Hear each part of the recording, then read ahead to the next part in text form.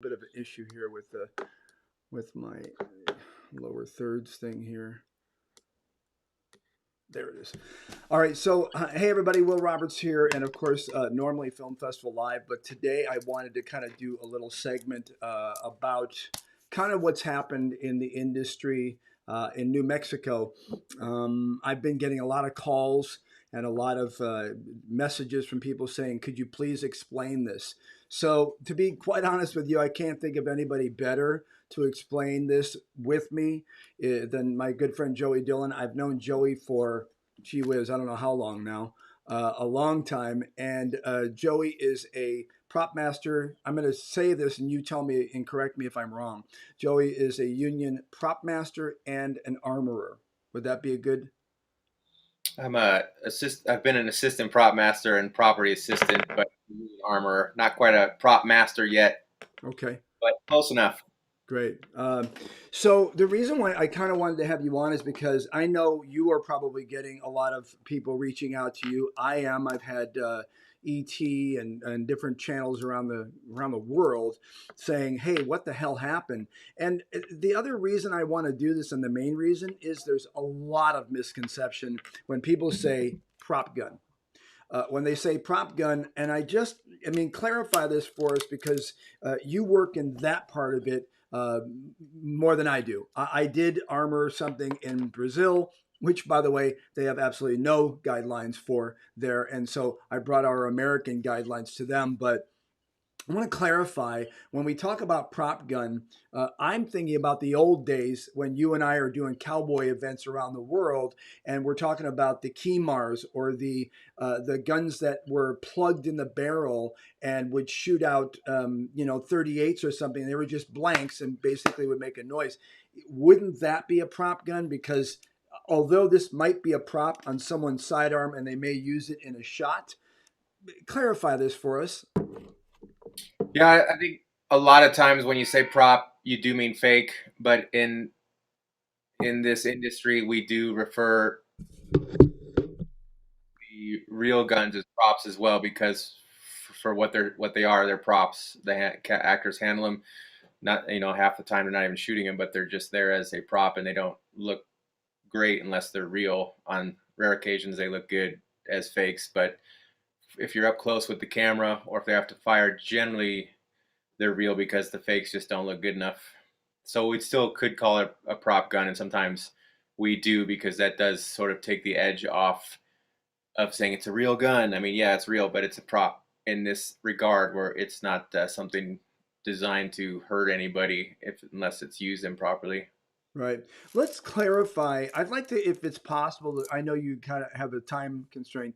I'd like to clarify the process because I know it and I've explained it all day. When you get on set and you are going to do, or either you're getting in costume or you're getting ready for a shot, there's a process. I made the joke, but in all reality, in the last month and a half, I've been on 5 different sets as a cop or cowboy, and the armorer checked it 5 times. Literally said, "Here, look, I'm going to do this. See this? Boom, boom, boom. There's nothing in it." What's the process as an armorer on set? Sure. Well, we'll get there early. You gotta have a gun cart that locks up guns. I take them out of the safe from the prop truck. They've been previously rented from an armory or prop house. I put them in my cart per what needs are for the day and what actors. Generally, the actor or actresses have already trained with me on a prior day, have gone over the safety of the gun and the operation, and then they're ready for the scene. Also, if they're feeling slightly uncomfortable prior to the scene on the day, they're welcome to get with me. We'll step aside, either just mechanically work it or even fire some blanks and that sort of thing. So get on set. The actors will arrive. They'll get wired for their microphone. We'll put the gun belt on them, let's say, if we're doing so, a Western or something. Sure. And then I take the guns to the first AD, who's ultimately responsible for running set and the safety of the set. If I have a lot of guns, he'll come to my cart, but I show him that they're all cold, meaning nothing Right. inside the guns. And then put them in the holsters or put them in the scene. If the camera's close enough to necessitate them having to appear loaded, and that's the unique issue with westerns is that we're using revolvers, and you can tell if a revolver is loaded by the front of the cylinder and the gap behind the cylinder. So you need to see that brass, and you see the dummy rounds in there. To dummy round being a inert cartridge, no gunpowder, not a primer. That's the ignition device in the back of the case, but it does have a lead tip. And let's say I need to put dummy rounds in the gun, so I approach the first AD and I show him a handful of dummy rounds. These are specifically made by an armory. There's no gunpowder. It's a fake primer in the rear, but they put a BB inside of them. And you take that BB and you shake it, and you can hear the BB and you'll know. Also, sometimes the primer's already been struck because it's been used in a gun before and an actor has dropped the hammer on it in what we call dry firing. Sometimes I'm able to create blanks ahead of time. I'm sorry, not blanks, but dummy rounds that do not have a primer, so you can tell right from the back that there's a hole through it, and there's no way it's going to work. Right. So he shakes them all. Then I put them in the gun. Then I point it at the ground. Then I actually try to fire at the ground, more times than the gun actually holds, so that nothing goes off. Then I go to the actor. I explain what I have in the gun for the actor or actress, and then I shoot at the ground 8, 10, 12 times for them. I give it to them. If the actor's going to point it at another actor or actress, I take it over to them and I say, here, this is what's pointing at you, and I'll go through with them. If it is a cameraman that's all up in the face, sometimes I'll actually show the camera people, because like, this is pointed right at you. I'm just showing you this is what's in it. And then we do the scene, and yeah, and then if we're doing blanks, then we unload dummy rounds, and we'll put the blanks, and there's a whole long protocol for setting up the blanks with the first AD and distances and all that stuff. But Right. that's sort of along the lines of what to expect. So many things going through my head that I'm being asked and I'm dealing with, and you've really touched on a few of them that I want to kind of stress. Is it sort of a mandatory thing? Let's say we're doing a Western or a shot, doesn't matter what it is. Do you go, you said if they don't feel comfortable, they can come up to you and you can give them an idea about how to handle the gun. Is this a mandatory thing? I'll say union wise, or even non-union, because I know you both, I think. But the point is that are you able? Do you say to people, "Look, we're going to have a class because, I mean, you want to make sure that they're handling the gun correctly so it looks realistic." Is there a training, for instance, would there have been? And this is all sort of hearsay with Mr. Baldwin that said, by the way, you're going to be handling a Ruger 45. This is what it is. Here's how it does it. Is there going to be a Yeah, he training would have normally? had prior training. I'm sure I would imagine that he did. It wouldn't have changed the day that something went in there in the gun that it shouldn't necessarily. But I'm sure he had training.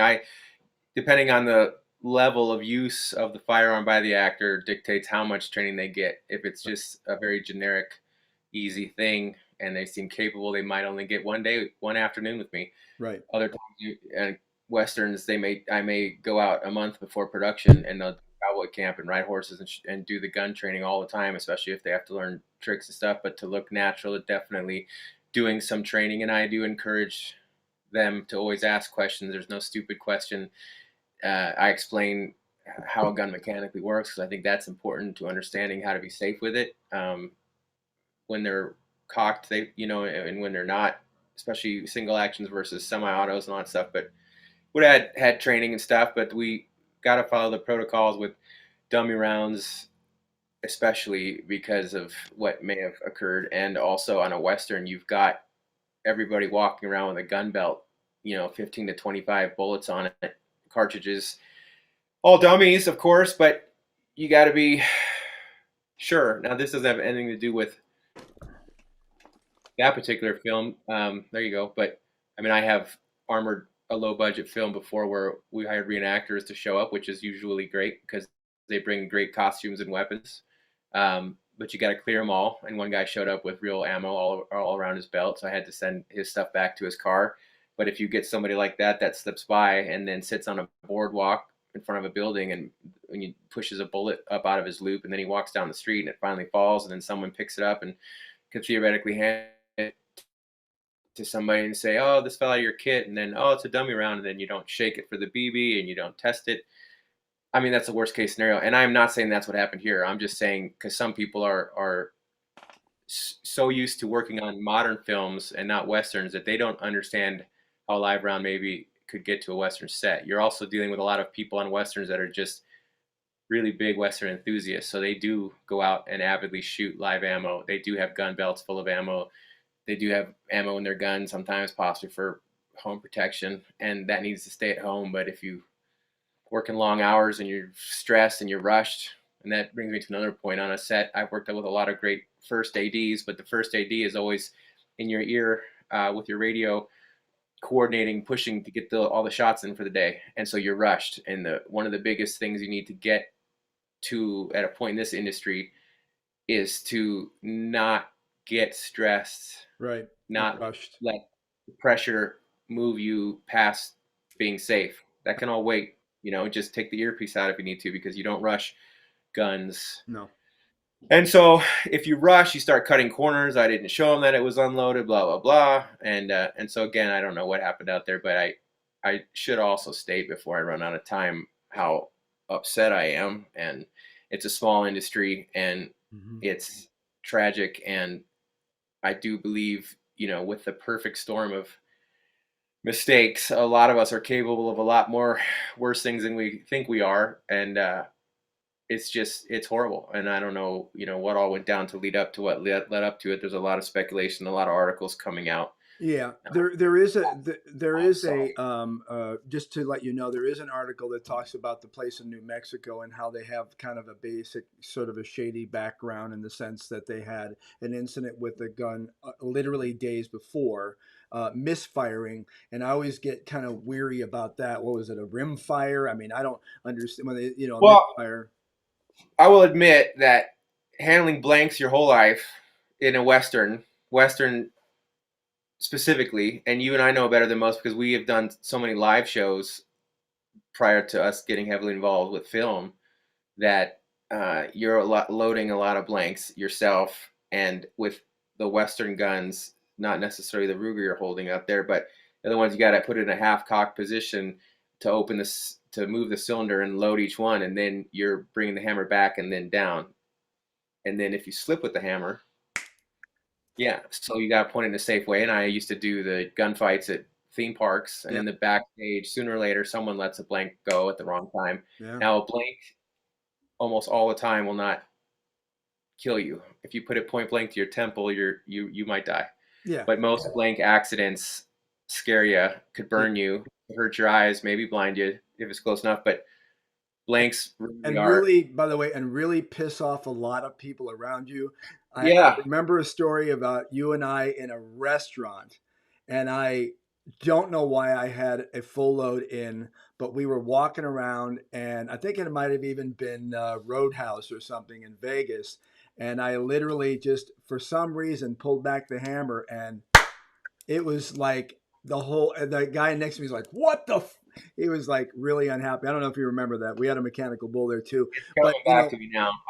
Yeah, I should state too. So before I forget, yeah, there's only like about three ways that guns on set are deadly. That is with a blank to the head, right? yeah, Or something in the barrel, which I failed to say for protocol on set. Before I load up a gun to give to an actor, I'm looking down the bore of the gun with a yeah, flashlight to make sure there's no foreign objects in there. So if you put a blank behind a foreign object, you've created a projectile. That's along the lines of the Brandon Lee Brandon incident. Lee, yeah. And then a live round in place of a dummy round if that gets on set and you don't catch it. Those are the three ways. I don't think there's any other that could be deadly. Just No, those. and it's funny because I've had conversations, as you know, because of the reenactors group that we run, the membership. I have conversations with reenactors all the time, and I remember having one with a guy that was in the Bay Area, San Francisco, and said, "I got this gun from a friend of mine. I really wanted it, and he had some rounds in there, but he knew I was a reenactor, and turns out they were rattlesnake shot." So, and then he wound up hitting people in the audience, and I'm like, "Why didn't you check them?" The thing that I just really want to emphasize is the safety that is on set. And the last thing I'll close with you, because I know you got to go, is that when you're doing a shot, you've talked about everything all the way up to the shot, but when you're doing the shot, am I not? I know I'm right. I want you to verify this, that there's a safety meeting.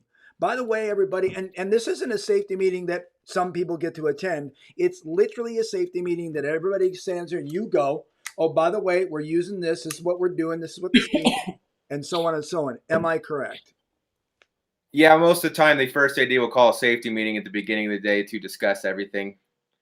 Um, and then, so he's in charge of safety. I'm in charge of safety. Sometimes on certain shows, on a Netflix show I did, there was a safety advisor on set by Netflix. Then in California, there's a fire safety officer that takes a look at what you're doing and Right. wants to know like blank loads and things like that. The prop master who rented the stuff and hires me is responsible. The armory that supplies the guns and the blanks has a responsibility, and the dummy rounds. And then the producers who put all that together also have part of it, as well as in certain instances and scenes you have the stunt coordinator involved. So there are so many levels which make what happened in Santa Fe incredibly rare. Yeah, blowing our minds. And this will definitely affect what we do in the future. I imagine there's going to be a lot more romantic comedies coming out. Uh, Yeah, my heart goes out to everybody involved. I'm praying for all of them. Yeah, I'm and I want to end this by saying thank you, Joey Dillon, but also that the disclaimer on this across the board, myself and Joey Dillon, these are our opinions and how we have worked in the industry and knowing what we are supposed to do with safety. So I just want to be clear about that. That the disclaimer saying that we are no way, shape, or form saying, well, we think this happened and we think this is this or that. We're just Yeah, I'm giving not going to information. speculate on what happened there. Let it come out. But again, I'm just heartbroken because it is literally anybody in our field's worst fear. I mean, nightmare, just nightmare, and to live with that, Yeah. and to have a victim, and to be the actor that was just. I mean, there's been some unfair comments about Alec Baldwin, but he put his trust in people. They put something in his hand, and it's not his fault. Yeah, bottom line is that if you go to war, you know what you're doing. If you are invaded in your home or somewhere and you protect yourself, you know that there's going to be a particular outcome. I don't think going to a set as an actor really should have that anywhere in your equation. And I'm sorry that that happened to him and everybody else involved. And that's why I wanted to come on here and do this. Joey Dillon, always a pleasure to see your face. Thank you. And we will. I'll talk to you again sometime soon. Okay, brother. All right. All See right. ya. Thanks. See you later. Hey everybody. So that's kind of that's it. Oh, one thing I want to do is I want to check and see if there's one other person that I would love to see if he is even remotely available. And his name is Michael Pfeiffer. He is a director that I know. He's a great guy. I'm gonna just double check here and see if I can find Michael. Let's see if I can do it here. Stand by, everybody. I'm just trying to figure this out. Mike, Michael Pfeiffer. Michael. I'm sorry. I'm doing this like while I'm live, but Michael. Um, Mike. Bear with me. Michael would be a really good person to have on this show by all means, and I just want to make sure.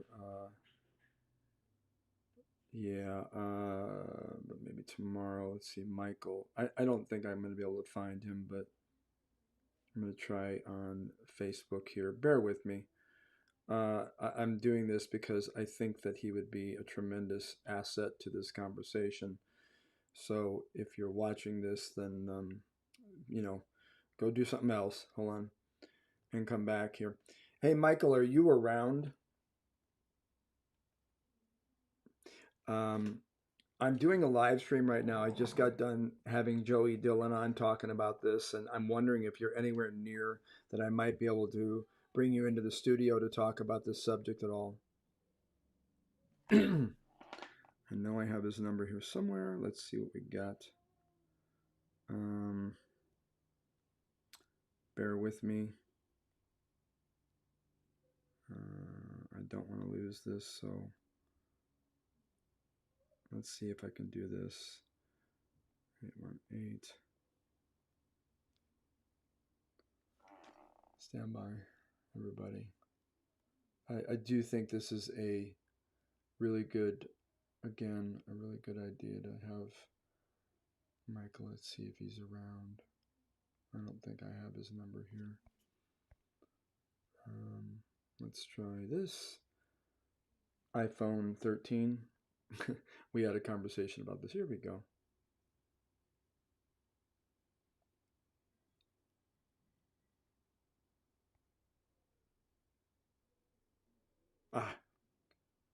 Hey, Michael, it's Will. I'm on a live stream right now. I just got off there with Joey Dillon talking about this incident and wanting to shed light and positive light. I'm wondering if you're around anywhere that I might be able to get you on a live stream right now.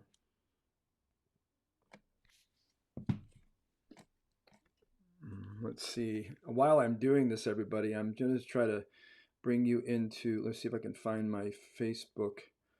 Um, Jerry.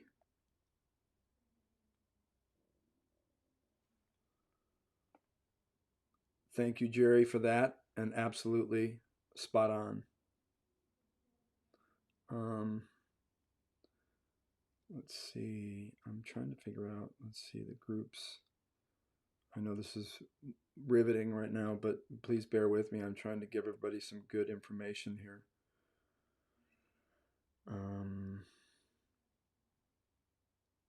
Here we go. Let's go to groups. My groups. Film. Let's do this.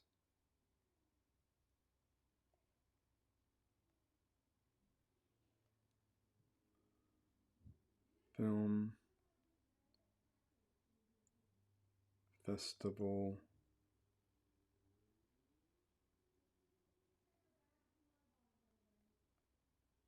Live.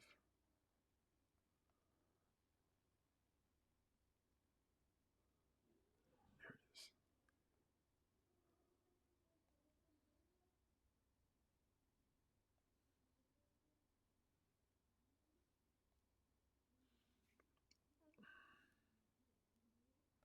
Again, bear with me. I'm trying to. Let's see what we have here. Somewhere in here, I should have a live stream. I'm going to check it here.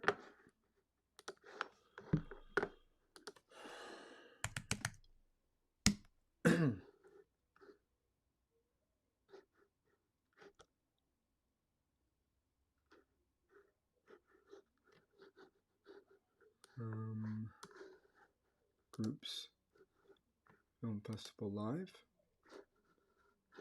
and here it is. I don't see me live streaming, but I could actually go here. Let me see. YouTube.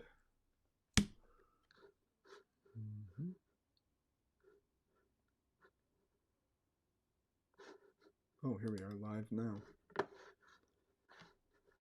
And there I am. I'm like literally talking to nobody. And let's do this. Share. Copy. Right. And let's do Facebook.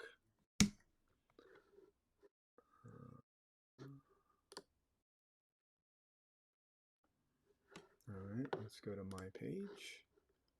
And there's that. What's on my mind?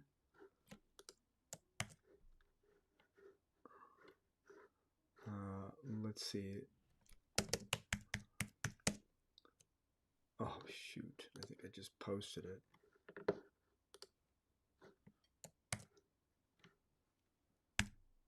No. How do you type on this thing?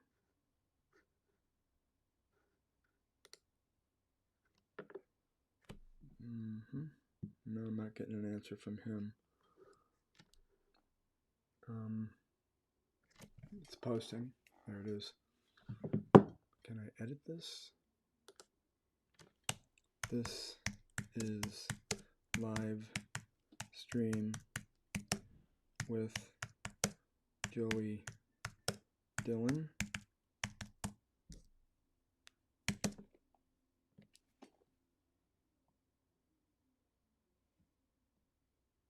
I'm doing a live stream right now about it.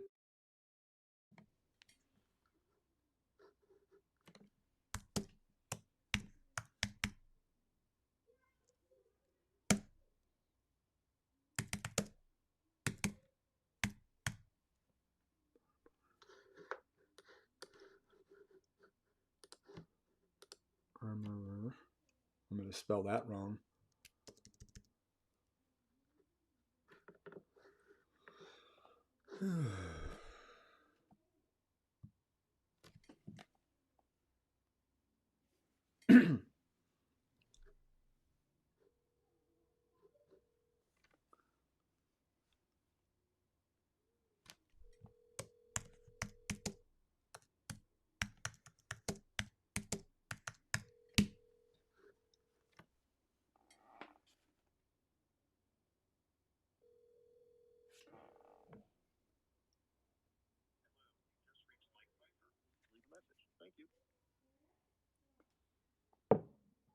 Hey, Mike, it's Will Roberts. I don't know if you're back in the States or not, but I have been seeing your post.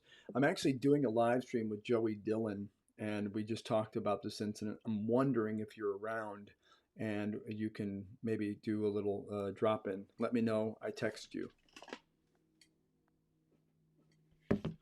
So, anyway, again, I want to just kind of let me just launch right back into this here, talking about this just because I'm getting an enormous amount of people that are contacting me saying, please explain this. And by all means, I really want to explain this because of obvious reasons is that uh, there's already issues in the world with guns.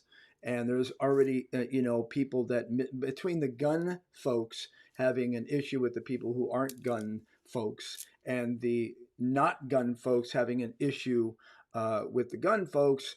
And then also the gun folks not really all liking the Hollywood type of people. I just want to be clear that why I'm on here talking about this is because of safety reasons and understanding what actually happened. So I will tell you, and I want to go over this quickly. And then if I don't get a response back from any one of my people to come on, then by all means, I'll end it and you can watch the stream talking with Joey Dillon. So my expertise is that I am a gun spinner and I do, trick shots and so on. But this is a real Ruger Vaquero, and I want to explain it because most likely I do not know. This is my disclaimer. I don't know what the situation is, but most likely this was the type of gun used, a single action cowboy gun, meaning you pull back the hammer. Let me just make sure this is not loaded for sure. And it wouldn't be loaded. I do have a dummy round in, and a dummy round looks like this. Hold up. Um, at the movie seeing. Oh, okay. Anyway, I do want to say that this is a dummy round, and a dummy round would usually go in your belt, and I'll show you that. So a dummy round would be in your cowboy. This is a rig that was made for me, and I got my world record. And it's an old west rig, and basically fashioned exactly after the time period of 1800s. And all these back here are what I call, or what are called, dummy bullets. And dummy bullets, to be very clear, and I want you to understand this, basically look like this. They are drilled in the back. There is no primer. There is no primer, so it's hard to see this, but this right here normally would have that. See the silver part? That is what we call a shotgun primer, or just a primer. And that primer is the little thing that when the gun hammer hits that, it fires off a little spark and ignites inside a round the gunpowder, which then pushes the bullet, the projectile, out of the gun, in which then it spins out and basically will fire at something. This is a blank that was basically, this is what you would normally see on a movie set. And this is, as you can plainly see, because if you look in the gun, as Joey Dillon had explained, if you look at this, you can see if you're firing a round out of this gun. Let me just see if I can get this here. I want you to see this. You can see the difference between a gun on set that is loaded, because what you don't want, let me see if I can find this, bring it around here. You can see, hold on one second.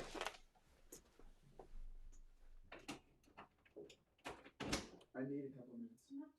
Okay. All right. So anyway, if you look at this, you can see that in the bear in there. So let me see if I can get this around. Um, See, you can see that on this side, you can see the light through there. You would not see that. And if you're filming, you would definitely not want that look. So that's why we use dummy rounds, because when you look through a dummy round, which I believe is right there, it is. So if you look through there, you can see it's dark. And you could see if you had a light in there, which I don't, you could see that there is the tip of the lead. Okay. So here's the thing. When you put a load in a gun, now this, as Joey said, could be called a prop gun, and it is called a prop gun because it is the prop that's on the cowboy or cowgirl's sidearm. It's in their holster.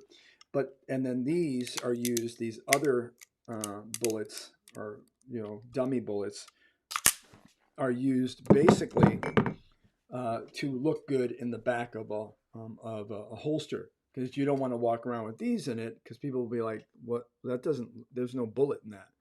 These are what is used in the industry to be able to shoot, and then from there, they make the noise. When you hit it, they make the noise. Now, you don't have to have a lot of powder in it to be able to do it. As a matter of fact, you can use just the primer with no gunpowder in here, and it will make a noise probably about that loud.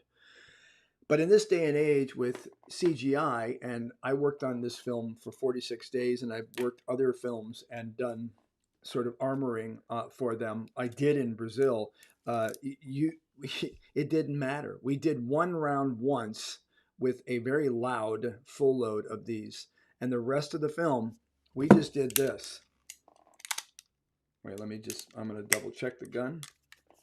Every time you pick it up, you should double check it, because as Joey explained, you never know. You could be on a Western set especially, and someone may have it in their holster or in their belt, and it may drop out, and it could be a live round. And the fact someone may pick it up and go and put it in my gun belt or whatever. But this is not loaded, and to check this, you look through it, and then you would shoot it more times than there are cylinders.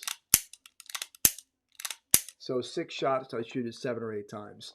And you show people that it is not loaded. Then you would basically put the blank in, and then you would allow you to be able to, put the blank, take the shot, and, they'd film it. Really just want to be very clear that there's no other way of doing it. This is the way that we do it. So unfortunately, I noticed that my person did get back to me, and they are not available to do the live stream. But I'm sure that this subject will come up much more in the future, and I'm willing to come on and talk about it, because I just think there needs to be a very clear understanding about what we're dealing with in this situation. I do, as I said before, do know that there's most likely going to be a very large repercussion of this in the industry for any of us to do this, and in the reenactor world, because we're constantly, if you've ever been to a reenactment, a lot of times, whether it's Civil War, cowboy, whatever, and they're dealing with firearms, that's one of the main things they're doing. Boom, boom, okay, corral, whatever. So that's it. I hope this helped you all, and thank you very much for watching this, and we'll resume normal programming on Monday of Film Festival Live. Thanks.